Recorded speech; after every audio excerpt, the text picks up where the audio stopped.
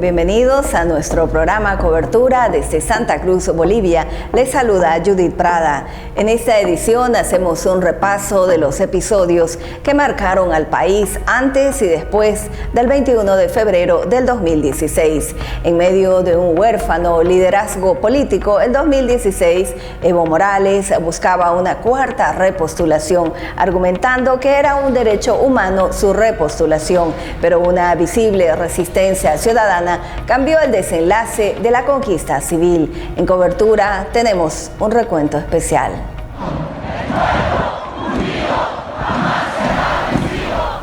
Fue la voluntad colectiva el inicio del cambio en Bolivia. El 21 de febrero es mucho más que el no. Es la respuesta que la ciudadanía expresó en las urnas con más del 51% que dijo no a la reelección indefinida de Evo Morales. Tras esa derrota del 21 de febrero, ¿cuáles fueron las reacciones en el MAS cuando eran gobierno? Lo que cuentan son los números. Y en un referéndum, un voto hace la diferencia. Y ese voto hay que respetarlo, porque es la representación democrática de la mayoría. Por lo tanto, no nos hacemos problema con las cifras. Ha dispuesto. Pero en tiempo récord, el MAS acudió a la justicia y el Tribunal Constitucional en ese tiempo falló por la aplicación preferente del artículo 23 de la Convención Americana de Derechos Humanos y declaró inconstitucional la ley de régimen electoral. Es así que Evo Morales se amparó en el derecho de todo ciudadano a ser elegido. Evo Morales no aceptó que más del 51% de los bolivianos le dijo no a su reelección. Y no es que estamos derrotados, no porque ganó el no. ¡Viva Bolivia! ¡Libre de nuevo! La magnitud de la participación ciudadana superó el 84% el 21 de febrero del 2016. La mayoría votamos no. No lo soy político, yo solamente le pido, señor presidente, respetemos la Constitución, respetemos el 21 de febrero. ¡El pueblo dice no! Diversas plataformas recuerdan este episodio que marcó a los bolivianos cuando escucharon a los tribunos cerrar toda posibilidad de respeto al voto del 21F. Hemos dispuesto que justamente este gobernante pierde la legitimidad y por lo tanto los gobernados empiezan a resistir. Eso es lo que pasa el 21F, cuando Morales decide no acatar unos resultados que él había dicho que iba a acatar y cuando decide violar el artículo 168 de su constitución, esa constitución la hizo el MAS, entonces el gobernante y su partido pierden la legitimidad de mandar. Y es ahí en donde se empiezan a organizar estas plataformas ciudadanas que no son políticas, por lo menos no políticas partidarias en su origen. Y estas plataformas van a ser la resistencia de calle que se va a agudizar, va a llegar a un extremo crítico en 2019. El 21 de febrero dejó atrás una cultura de poder anclada en el autoritarismo que interpela a la construcción de una saludable gobernabilidad libre y democrática, con el protagonismo del pueblo y la reafirmación que limitó al poder hegemónico, remarcaron los movilizados que exigían respeto al voto el 21 de febrero. Que quede claro de que no subestimen nuestra paciencia, de que no nos pongan a nosotros a prueba, porque el pueblo se cansa. Tienen que aprender de que el poder no es de los políticos, el poder es del pueblo. La inicial movilización del 21 de febrero del 2016 tuvo su desenlace en la movilización de las pititas. Cada ciudadano se autoconvoca y cada ciudadano hace lo que su corazón siente. Nosotros somos una resistencia pacífica. La lucha no es para que nos enfrentemos a nosotros, la lucha es por esos que entran al gobierno y dicen ser defensores y hablan en nombre de los pobres, pero ellos son ricos y hacen dividir al pueblo. Queda usted posicionado como presidente del Estado plurinacional de Bolivia. El MAS gobierna con nuevos actores desde octubre del 2020, con el voto en las urnas que le dio el respaldo y victoria en primera vuelta. Luis Arce y David Choquehuanca aseguran que están gobernando ahora con autonomía en las decisiones del Estado. Pero la mirada de 11 millones de bolivianos están pendientes en todas las actuaciones.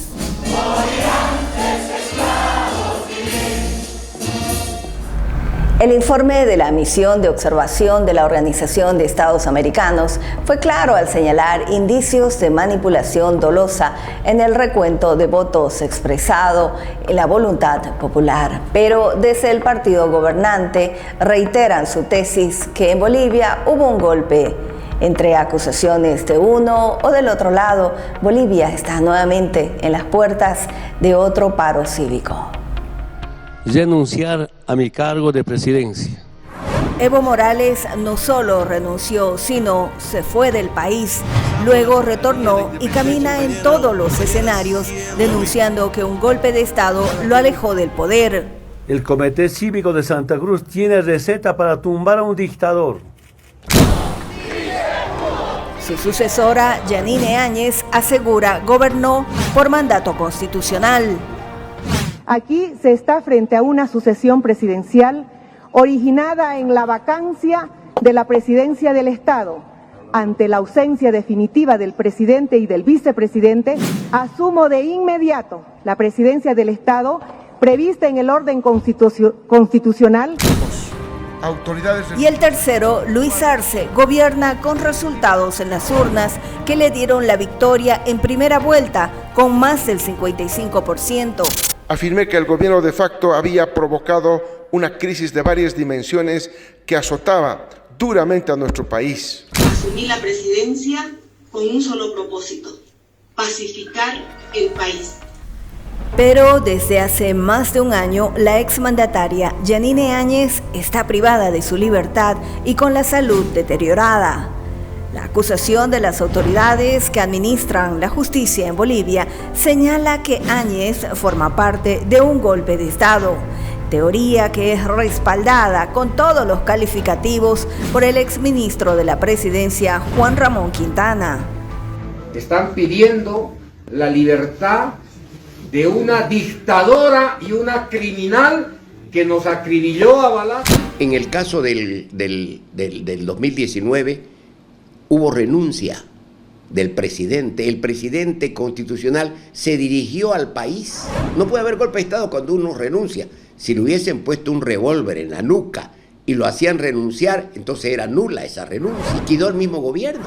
El error de Evo político es que renunció. No hay golpe de Estado cuando hay renuncia. En Bolivia no hubo golpe, hubo fraude electoral, eso está comprobado.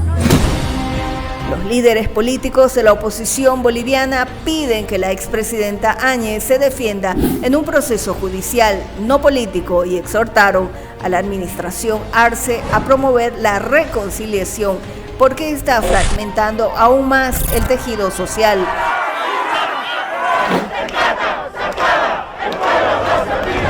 En ese contexto, Yanine Áñez ingresó en una huelga de hambre. Se mantuvo durante 14 días hasta que finalmente suspendió la extrema medida.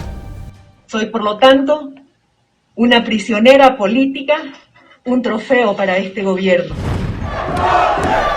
Mientras la clase política de oposición y oficialismo se enfrentan en un debate de acusaciones, la justicia, representada en un juez del Juzgado 10º de Instrucción Penal de la Ciudad de La Paz, amplía por 3 meses la prisión preventiva para Áñez.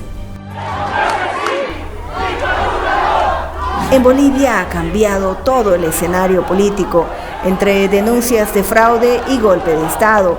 37 personas perdieron la vida. La expresidenta detenida junto a varios de sus exministros, mientras sus ex principales colaboradores, Arturo Murillo y Fernando López, huyeron del país. Para el gobierno de turno en Bolivia hubo un golpe de Estado. en supuesta complicidad e injerencia del secretario general Luis Almagro a través de un informe sobre la auditoría de las elecciones del 2019. Así denunciaron los ministros de Justicia Iván Lima y el canciller Rogelio Maita ante el Consejo de la Organización de Estados Americanos. Estamos conectados. La Secretaría General publicó un informe preliminar, político, absolutamente tendencioso y sin prueba alguna.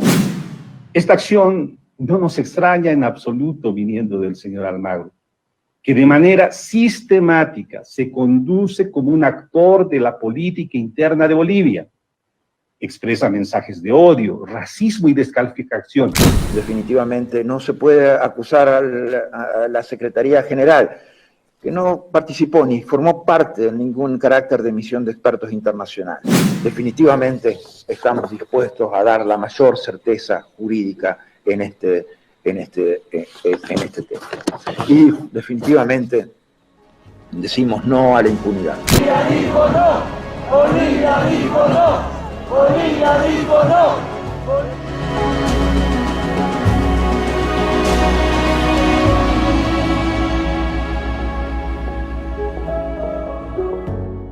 Al retornar de la pausa, en la entrevista, la mirada desde el periodismo, antes y después del 21 de febrero, el desenlace, el país polarizado y ahora nuevamente en emergencia. Nos acompañará en la entrevista el director de Asuntos Centrales, Tufi Aré. Las niñas queremos decirte que tenemos muchos sueños por cumplir y merecemos vivir en un mundo más justo. Queremos recibir educación, estar protegidas y sanas. Merecemos un futuro mejor. Creemos que los gobiernos, comunidades y familias deben poner un fin a la violencia. Estamos aquí para defender nuestros derechos, porque debemos ser libres para decidir un futuro mejor para cada una de nosotras. Lograr que nuestras voces suenen cada vez más fuerte y que todas podamos llegar tan lejos como queremos. Juntas y juntos podemos transformar el mundo y crear una nueva realidad. Porque creemos en ellas. En Plan Internacional, creemos en las niñas. ¿Te unes? Estamos en cobertura desde Santa Cruz, Bolivia. La democracia languidece porque no existe institucionalidad, independencia de poderes, en medio de un hostigamiento a voces disidentes. ¿Será que la clase política aparentemente no logró interpretar los alcances del 21 de febrero del 2016? Para analizar este tema nos acompaña en la entrevista el destacado periodista y director de Asuntos Centrales, medio independiente, Tufi Aré, a quien le damos la cordial bienvenida a Cobertura Tufi. Muy buenas tardes, Judith. Es un gusto enorme estar en su programa. Para mí es un privilegio compartir su espacio, una periodista con tan rica trayectoria como es usted, y por todo el trabajo que realiza, muchísimas felicidades, por supuesto, siempre impecable, con un contenido de altísima calidad. Muchísimas gracias, Tufi. Este 21 de febrero se cumplió 6 años de este histórico hecho en el que para muchos fue el comienzo definitivamente del cambio en Bolivia. ¿Cuál es la mirada que tiene Tufi en torno a todo lo que ha acontecido antes y después del 21F? Bueno, Judith, evidentemente hay un antes y un después del 21 de febrero del año 2016. Teníamos un gobierno hasta el año 2016, diríamos que con un alto respaldo popular. Había acabado de instalarse una nueva gestión de Evo Morales, que ganó precisamente con uno de los porcentajes más altos en esa siguiente elección. Estaba con un 63%. Y tuvo la ocurrencia, según él, atribuida a los movimientos sociales, de apenas haber asumido un nuevo mandato con un alto porcentaje de votación, con un triunfo resonante y con una hegemonía ya evidente política en Bolivia, de convocar inmediatamente a un referéndum para consultar si podría postularse posteriormente, un referéndum prematuro en esa perspectiva, y por supuesto que también implicaba ya un corte de confianza, el volver a insistir en postularse por una nueva gestión sin que la constitución política del Estado lo pudiera permitir. Por lo tanto, entusiasmado aparentemente por su propio espíritu de continuidad en el poder junto a García Linera, que era vicepresidente, y alentado, según dice él, por los movimientos sociales, convocó un referéndum al comienzo de su nueva gestión de continuidad, seguramente confiado en que como tenía un alto respaldo podía conseguir la aprobación, pero el pueblo boliviano es muy sabio, habitualmente puede respaldar a un líder, pero busca los contrapesos. Es un pueblo boliviano que no le gusta la perpetuidad en el poder, aparentemente, según lo que se pudo ver en la conducta electoral, y por lo tanto perdió referéndum. Por primera vez perdía un referéndum prácticamente Morales y una elección. Por eso es un punto de quiebre. Ahí se demuestra el 21 de febrero del año 2016 que el mito Morales dejó de ser mito, ¿no? El mito del imbatible, del político imbatible, por primera vez sufre una derrota electoral en esa proporción de 51 a 49%. Entonces, ya ahí se comienza a desmitificar la figura de Morales, encima con una acusación que venía a afectar su integridad moral con el tema de Gabriela Zapata, que fue determinante en ese momento. Entonces es el punto de inflexión. El 21 de febrero marca un punto de inflexión en la historia del propio Morales, en la historia política del país, y comienza otra historia, una historia donde ya la gente asume que puede vencer a un poder tan fuerte como el de Morales, asume que puede perder el miedo, porque había una etapa de mucho miedo, no salía la gente a protestar a las calles, y a partir de ahí, cuando Morales opta por desconocer el voto popular y buscar una salida legal para buscar a la reelección, es que la gente sale a las calles a protestar después de mucho tiempo. Ahí hay un empoderamiento ciudadano, se toma la calle, cosa que no ocurrió en gran parte de la gestión de Morales. Por eso es un punto de inflexión. ¿Por qué? Porque el mito ya deja de ser mito, ya no es el vencedor absoluto. Segundo, la gente pierde el temor de protestar y sale a pedir y a exigir sus derechos políticos en ese sentido y a condenar un intento de forzar la Constitución, que finalmente lo consigue Morales con el respaldo del Tribunal Constitucional, volverse a postular, pero con una población ya muy contraria a su figura, por lo menos la mitad de la población electoral contraria a su figura. Por eso es que representa el 21 de febrero un antes y un después. A partir de ahí, que es el origen, la génesis, el 21 de febrero, de una crisis política que continúa hasta ahora. Han ocurrido los acontecimientos que hemos conocido, la gravedad de lo que fue la caída de Morales con muertos de por medio, un gobierno transitorio también complicado, con muertos de por medio, una crisis que se agudizó a partir del 21 de febrero. Yo creo que es el inicio de esa crisis política que todavía no la hemos cerrado en Bolivia. Así que si no hubiera ocurrido lo del 21 de febrero, del referéndum, si Morales hubiera entregado el mandato como establece la Constitución, nos hubiéramos evitado probablemente la violencia política posterior y los muertos que tuvimos posteriormente. Aquí está el comienzo de esa crisis, Judith. En este momento tenemos un país polarizado, el tejido social está fragmentado y tenemos también una agenda política que camina por senderos muy divergentes. ¿Cómo encaminar, cómo hacer para que el país tenga, o quienes están gobernando en este momento, tengan una mirada clara de lo que quiere la gente? No es solamente la agenda política la que va a determinar este país, necesita una reactivación, pero aparentemente por el lado político la lectura es otra y el gobierno trata de imponer una mirada muy clara. Aquí hubo golpe en ese sentido.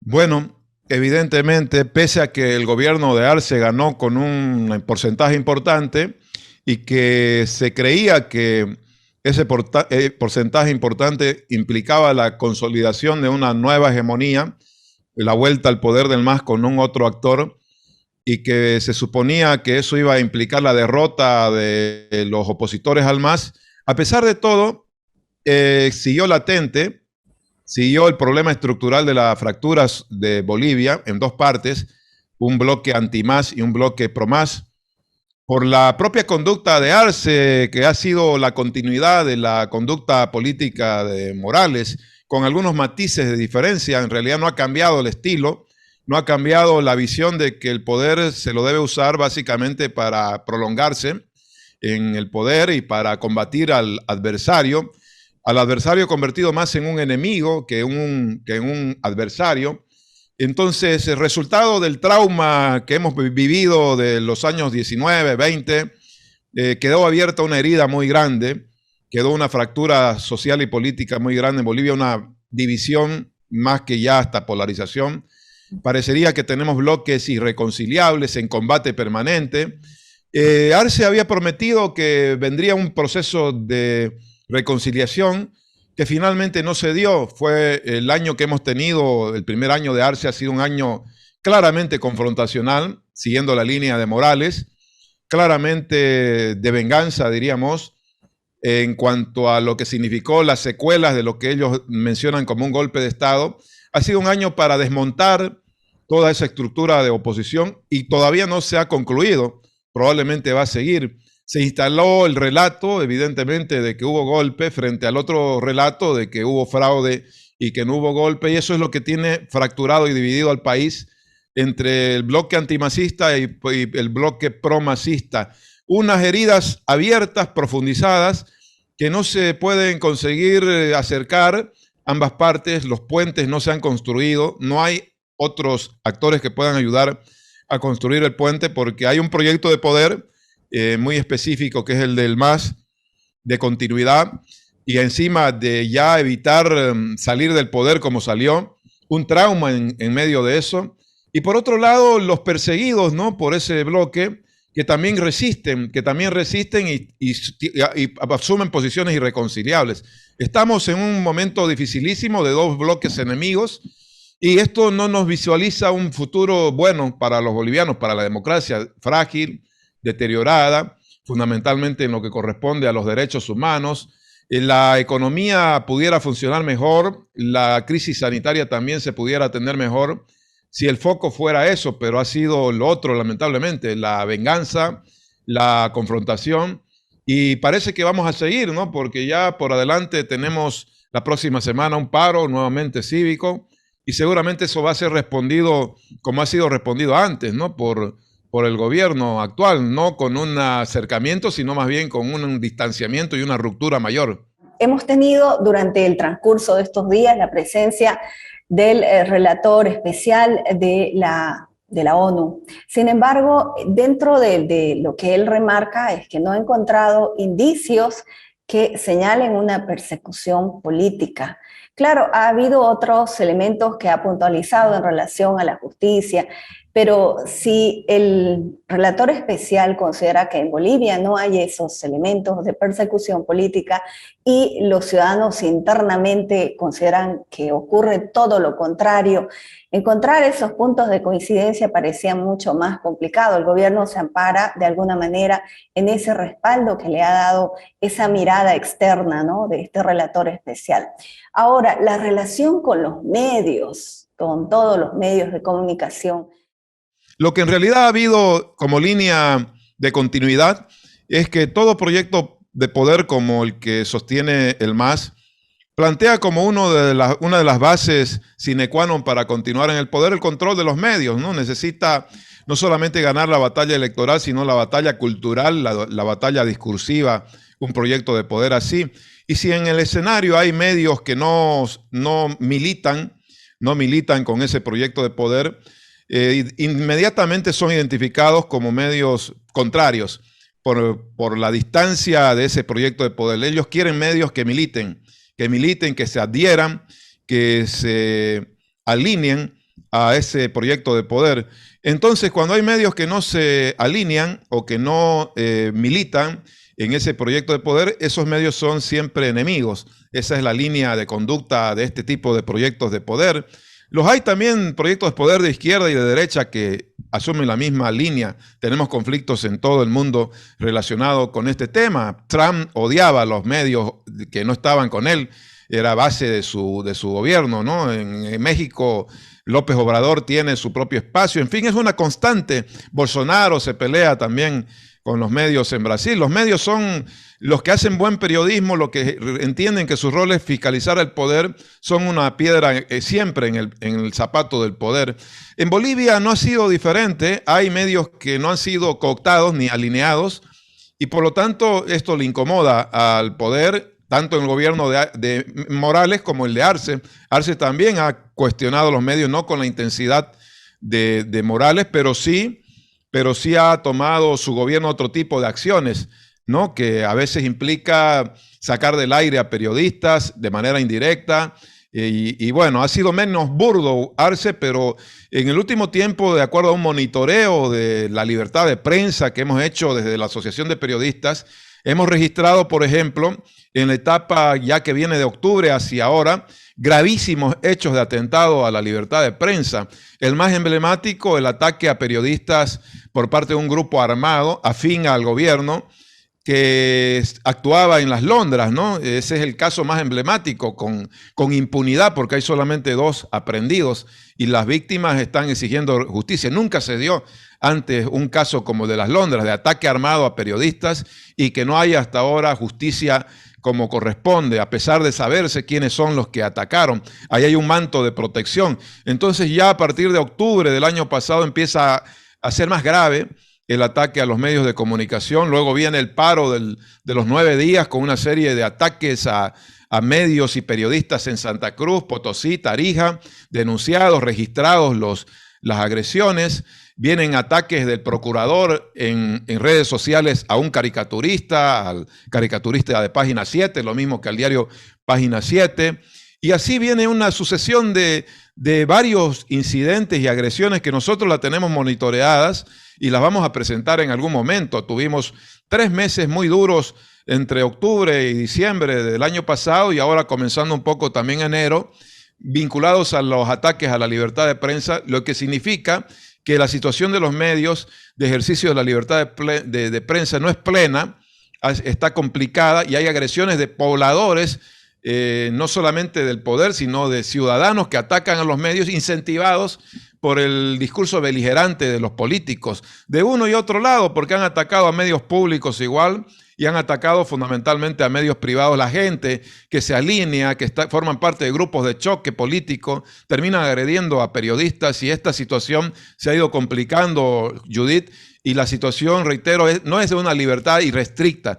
Se necesitan garantías para el ejercicio de la libertad de prensa y justicia para algunos casos emblemáticos. Si bien la libertad de expresión definitivamente es la garantía de la democracia, pero en Bolivia todavía hay hostilidad, el detalle que usted realiza, Tufi, y que todos cada día están siguiendo de cerca estos acontecimientos. Un escenario de muchas complejidades, pero de oídos sordos aparentemente, porque dentro de la esfera grande gubernamental, en todo momento las autoridades manifiestan que en Bolivia se puede ejercer el periodismo con libertad, sin censura y sin autocensura, pero la línea editorial de algunos medios dice todo lo contrario, Tufi. Bueno, yo diría hay distintas formas de controlar a los medios y que se han dado y se están dando, ¿no? Están desde las agresiones, desde los ataques de funcionarios a los medios, tratando de quitarle la credibilidad. Ni qué decir, por decir en las redes sociales, el uso de ejércitos de troles para descalificar a periodistas durante las transmisiones. Eso es montado, no es circunstancial. Correcto. Luego tenemos la gestión de la pauta publicitaria, ¿no? El Estado es el que más publicita en Bolivia. No hay una empresa que tenga el tamaño de la inversión del Estado. Creo que van a ser 25 millones de dólares este año de inversión, 25 a 30 millones. Y el gobierno, a través de la pauta publicitaria, condiciona a los medios indirectamente, les da la publicidad a los medios amigos, y a los medios que no son amigos no les da la publicidad del Estado. Y estamos hablando de un cliente, un financiador, un patrocinador, el más importante de Bolivia. Ahí viene un tipo de control también indirecto para favorecerse con el trabajo de los medios. Todavía no son tan burdos de procesar a periodistas, pero sí, por ejemplo, se presionan a medios para que desvinculen a periodistas que pueden ser incómodos, y se ha perdido el sentido crítico del periodismo en las grandes cadenas, en los grandes medios. No quiero generalizar, pero hay mucha, no digo complicidad, pero mucha tolerancia en relación a los errores del poder en medios de comunicación. Entonces los niveles de control se da o por la vía publicitaria o por la vía de la coerción y la coacción, por el amedrentamiento. Bueno, en medio de todo ese escenario tan difícil, de todas maneras hay buenas opciones y alternativas de periodismo que continúa valientemente aguantando, resistiendo y haciendo periodismo cada día, Judith. Así es, Tufí. En medio de todo tampoco podemos perder la esperanza, ¿no? Bolivia es un país muy rico en una variedad de hechos en la economía. Santa Cruz, un motor importante, justo hoy 461 aniversario aquí en Santa Cruz. Estamos nosotros celebrando algo muy importante, que a pesar de las adversidades se puede construir, se puede aportar a la construcción de mejores sociedades, y la única forma es continuar trabajando desde los escenarios y en las diversas áreas en las que se encuentren. El país tiene que seguir adelante, los gobiernos pasan, dicen que todo es cíclico, tiene un periodo y veremos qué es lo que sucede. Lo interesante sería que tengan la mirada plural, ¿no? Porque somos cuántos millones de bolivianos, no solamente es un sector, y esto lo hacemos en el entendido de que todos necesitamos aportar a la construcción de este país, y que la política no sea la que defina la vida de estos ciudadanos. ¿Qué dice Tufí? Tiene razón usted. Ojalá tengamos algún día un gobierno que primero entienda la totalidad del país, que incluya a la totalidad del país, que no gobierne solamente para sus militantes, que no atienda solamente a los votantes que lo benefician, sino que también gobierne para los que no votan por él. Es una decisión que tiene que tomar un gobierno como el de ahora, si es que quiere tener éxito político. Yo no creo que vamos a tener un gobierno de 70, 80 años, coincido con usted. Bolivia es distinta a Cuba, por decir, ya se ha demostrado. Aquí nuestra población aspira siempre al equilibrio del poder y condena el abuso de poder. Finalmente castiga a los que abusan de poder. Yo creo que en ese sentido tenemos una riqueza enorme en la capacidad del ciudadano boliviano para castigar o para premiar a quienes realmente son demócratas. Así que yo tengo esa esperanza, espero, no con mucha esperanza en ese sentido, que haya un cambio de actitud de los poderosos, tanto los del gobierno central como los locales también, para incluir evidentemente a todas las partes, reconocer la pluralidad, construir institucionalidad que lamentablemente está destruida. La institucionalidad, me refiero a las instituciones básicas, ¿no? La justicia, el propio parlamento, que no aporta desde mi punto de vista lo que debe aportar, es un escenario de escándalos constantes. Estamos perdiendo la confianza en todos. Esto es lo dramático, ¿no? El hecho de perder la confianza en nuestras instituciones y hasta en nuestros vecinos, de repente, por la propia fractura social y política. La política lamentablemente ha estado dominando la agenda, como usted dice, y bueno, no sabemos si va a terminar de ser así, pero ya necesitamos respirar con mayor tranquilidad, construir, trabajar. Creo que el boliviano quiere trabajar más que pelear, más que confrontar, pero están ahí los que arriba les conviene generar un escenario de confrontación, y que los que sufrimos somos los que estamos abajo, gobernados. Pero aún así yo creo que es un tiempo nuevo de empoderamiento ciudadano. Ya va a ser muy difícil que el ciudadano aguante cualquier abuso. Ahora el ciudadano se ha dado cuenta de la capacidad que puede tener al movilizarse, de hacer revertir medidas. Ya ha hecho revertir medidas el año pasado 2 veces. Y bueno, el poder lo tiene el ciudadano al final. Al final esa es mi esperanza, que el ciudadano pueda hacer cambiar decisiones que son contrarias a los intereses comunes de los bolivianos, Judith. Eso es lo que le puedo decir con esperanza, de que el ciudadano ha demostrado, el boliviano, que el poder verdadero radica en el ciudadano. Y además, quienes se involucren en la política a futuro, para próximas elecciones locales, nacionales, y quieran ser estadistas de Estado, en realidad llegar a esa silla en la que muchos de pronto están mirando, pero también se preparen, digo esto con la más sencillez y serenidad, porque no es posible que aparecen políticos, llegan al Parlamento e inmediatamente, como si nada, se cambian también de tiendas políticas. Debe ser parte de los políticos advenedizos. Creo que Bolivia tiene y necesita otra mirada de ese contexto para que todos pues, podamos estar. Siempre digo, Tufi, familias felices, sociedades felices. Creo que todos podemos avanzar aquello, ¿no? Así es, Judith, como usted dice, ojalá que también potenciemos más la educación, ¿no? Usted manifestaba la precariedad de la formación de los políticos que llegan al Parlamento. No solamente precariedad en términos académicos, sino éticos.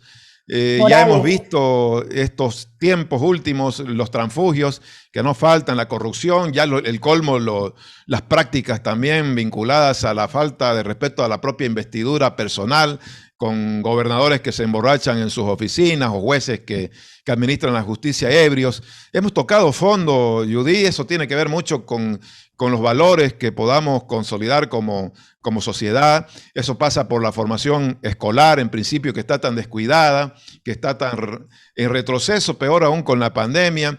Pasa por la unidad familiar, por la célula de la sociedad que es la familia, que construyamos los valores dentro de la familia y las aspiraciones colectivas del barrio, del vecindario del país, ponernos la vara más alta, saber que tenemos recursos naturales privilegiados y que con educación, formación y sobre todo integridad moral y ética pudiéramos tener un mejor país. Esa es la esperanza, Judith, evidentemente, construir sobre la base de la educación, yo diría.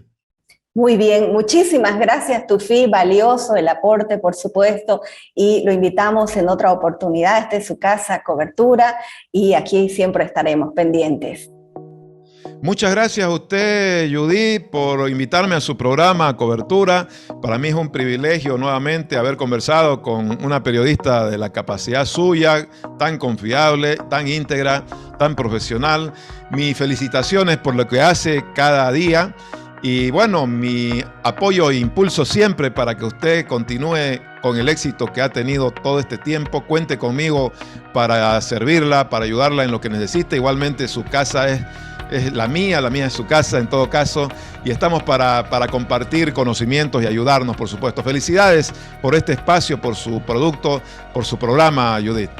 Gracias, Tufi. Con una mirada más humana y plural, construimos todos. Hacemos una pausa en Cobertura. Sí, es de hombres. Sí, es de hombres. Es de hombres tener miedo. Sentirnos inseguros. Sí, es de hombres llorar. Sí, es de hombres llorar. Sí, es de hombres sentir vergüenza y pedir apoyo. Es de hombres no ser violentos, no ser agresivos. Sí, es de hombres respetar. No acosar. No abusar. Es de hombres denunciar y frenar la violencia. Sí. Es de hombres asumir nuestra responsabilidad en el hogar. Es de hombres intentar cambiar. Sí, es de hombres.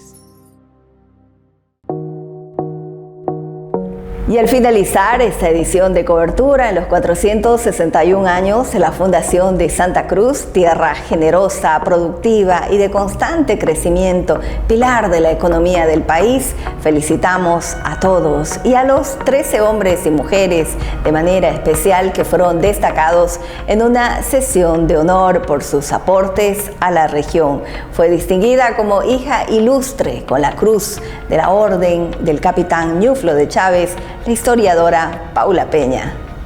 Aquí hay muchos que trabajamos en el área de la cultura y sabemos que debemos sobre todo enfrentar la pobreza y administrar esa pobreza. Pero no es solamente una pobreza en términos económicos, sino que a veces también tenemos que enfrentar las dificultades de convencer a nuestras autoridades superiores que lo que hacemos importa, que hay que publicar, que hay que investigar, que hay que formar a jóvenes, que hay que promover la lectura. Y en un homenaje póstumo se reconoció al historiador, académico y experto en derecho laboral Isaac Sandoval. Desde este medio digital audiovisual Cobertura recordamos la última entrevista que concedió a un periodista. Nos recibió en su vivienda lúcido y atento.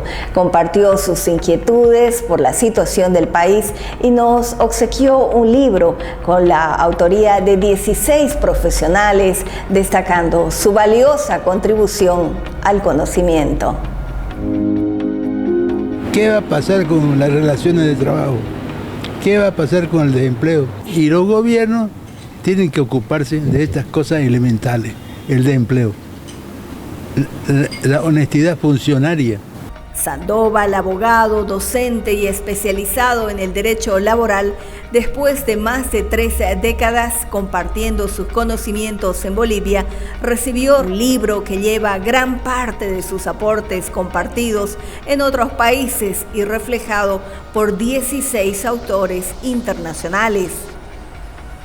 El derecho del trabajo en la posmodernidad es el libro homenaje a Isaac Sandoval Rodríguez de la Asociación Iberoamericana del Derecho del Trabajo y de la Seguridad Social. El apego y generosidad del profesor Sandoval por contribuir al conocimiento de las nuevas generaciones fue más allá y donó su biblioteca.